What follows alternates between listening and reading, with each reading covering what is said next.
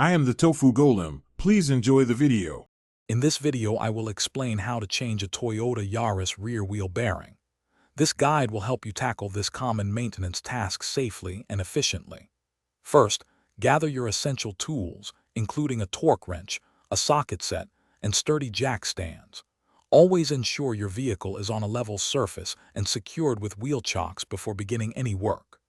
The rear wheel bearing on a Yaris is usually a sealed hub unit, meaning you will replace the entire assembly. Now let's begin the disassembly. Safely raise the rear of your car using a jack and secure it firmly with jack stands. Next, remove the rear wheel, then carefully detach the brake drum assembly. You might need to use a hammer to gently tap it loose. Clean the hub bearing fasteners thoroughly with a wire brush and penetrating spray. Finally, unscrew the 4 mounting bolts, typically 12 or 14 millimeters, that hold the entire hub and bearing assembly in place. With the old bearing removed, it's time for installation.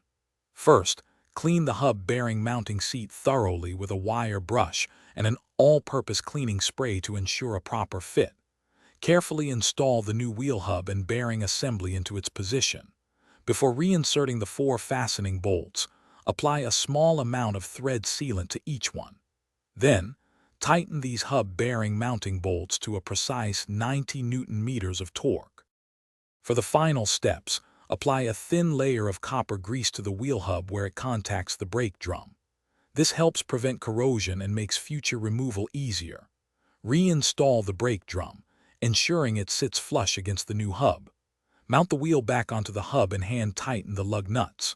Finally, lower the vehicle to the ground and in a cross pattern, torque the wheel lug nuts to 120 Newton meters for secure fastening.